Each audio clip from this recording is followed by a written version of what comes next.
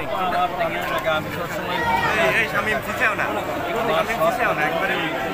আমি সাক্ষাতে আসি, এটা তো আজকে নতুন না। আমি সবসময় আমার সুখে দুঃখে এবং এই এলাকার সমস্যা আমি স্বাচ্ছন্দ্য করি, এই জন্য আমি এখানে এলাকাতে আসছি।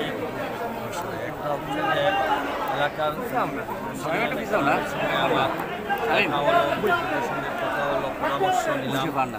আগামী সামনের নির্বাচন, সেই নির্বাচনে সবসময় আমরা নিজেরা দাঁড়িয়ে যাই, অথচ যারা আমাদেরকে ভোট দেবে তাদের কাছ থেকে আমরা কোনো মতামত নেই।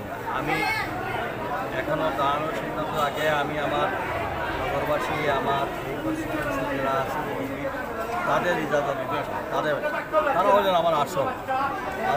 আমি তাদের কথা বলছি, কথা বলে আল্লাহ হচ্ছে ইনশাআল্লাহ তার সবাই আমাদের দোয়া দিচ্ছি।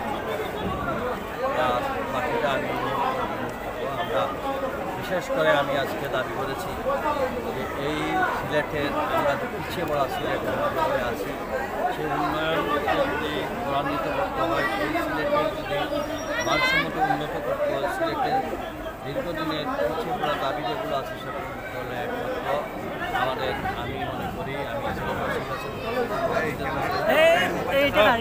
এই মুহূর্তে আমাদের সিলেটে তারেক রহমান সাহেব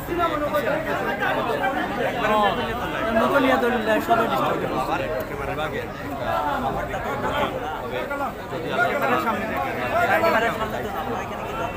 আমার বিশ্বাস তিনি যদি নেন তাহলে সিলেট বিভাগের জিনিসটা একটা প্রভাব পড়বে এবং সিলেট বিভাগে একটা অভূতপূর্ব উন্নয়ন হবে। আর যদি কোনো কারণে উনি এখানে আসতে পারবেন, অনেক ধরনের তো তবে আমার বিশ্বাস উনি আসবে, এটা আমাদের নগরবাসীরও বিশ্বাস, আমাদের বিভাগের মানুষের প্রত্যাশা। কারণ তিনি নির্বাচনে যে 70টা বছর যেখানে আছেন সিলেট বিভাগের মানুষ হিসাবে, সিলেটের উনি সিলেট বিভাগে আমাদের প্রিয় নেতা রহমান সিলেটের আমার দেশের বেগম তার শপথ কর্মসূচি সিলেট থেকে করেছেন। তিনি আমাদের জামাতা, আমাদের এই এখানে হিসাবে আমাদের সব থেকে আমাদের দাবির জায়গা হচ্ছে তিনি আমাদের বিভাগের উন্নয়নের দায়িত্ব পালন। এবং আমি মনে করি এই মানুষের ভরসাটা, মানুষের প্রত্যাশা যে তারেক সাহেব এখানে আসে সিলেট বিভাগের উন্নয়ন হবে, আর এই তার প্রতিনিধি যারা আছে তাদের আমাদের রেজাল্টও পাবে।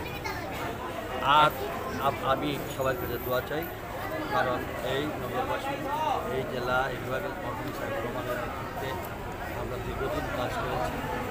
আমি বিশ্বমান এই সিলেটের যত উন্নয়ন হয়েছে আমাদের বিএনপি সরকারের আমাদের মন্ত্রী সাহেব রহমান সাহেব এই বিভাগে যে উন্নয়ন করেছেন, এর আগেও কেউ করতে পারে নাই, এখন পর্যন্ত ওনার সেই কাজের হিসাব আজ পর্যন্ত কেউ নিতে পারে না।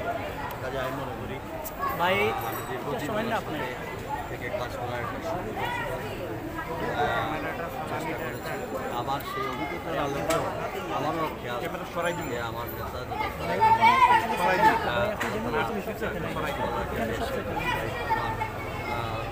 তাহলে আমরা ইনশাআল্লাহ সিলেট আমরা সেই প্রক্রিয়ায় কাজ করি। তবে আমরা এই মুহূর্তে আমাদের সকলের ঐক্য আমাদের সবচেয়ে, আমাদের প্রতিযোগিতা আছে প্রতিহিংসা নয়। আমরা কিন্তু একটা জিনিস দলের মধ্যেও আমরা প্রতিযোগিতা করতেছি, দল যে সিদ্ধান্ত নেবে সবাই একই পদে থাকবে। এটা আমি আপনাদের মাধ্যমে বলতে চাই, এটা একটা সুস্থ প্রতিযোগিতা হোক, প্রতিহিংসা যেন না হয়, কারো বিরুদ্ধেও আমাদের জনগণ যাকে চাইবে, যদি এই অত্র অঞ্চলের জনগণ যদি মনে করে তার কাউকে প্রতিনিধিত্ব দিলে তার এলাকার উন্নয়ন, যাকে চাইবে আমরা সবাই তাকে সবাই। এই হানাহানি, মিথ্যাচার, সন্তান প্রত্যাশা এগুলো ভুলে গিয়ে যে এই বিগত 1 বছর আগে আজকে যারা শহীদ হয়েছিল তাদের শহীদের আত্মা যেন শান্তি পায়। আমরা যেন এমন কোনো কিছু করি না তাদের আত্মায় যেন আমাদের আমি মনে করি এই পরিকল্পিত ষড়যন্ত্র দিকে সবাই সজাগ দৃষ্টি রাখা। এই যে ষড়যন্ত্র যেটা চলছে এই ষড়যন্ত্র আরও চলতে পারে, কারণ আমার মনে হয় সেই ক্ষেত্রে আমাদের সকলের সজাগ, যারা গণতান্ত্রিক আন্দোলনে যারা ফ্যাসিজমের বিরুদ্ধে দাঁড়িয়ে এই 1টা বছরে যারা অনেক আত্মাহুতি দিয়েছেন, সত্যিকার অর্থে আমরা দেশপ্রেমিক হয়ে থাকি, সকলকে কাদা ছুড়াছুড়ি নোংরা কথাবার্তা পরিহার করে আসুন দেশ করার কাজে আমরা সবাই উপযুক্ত হই।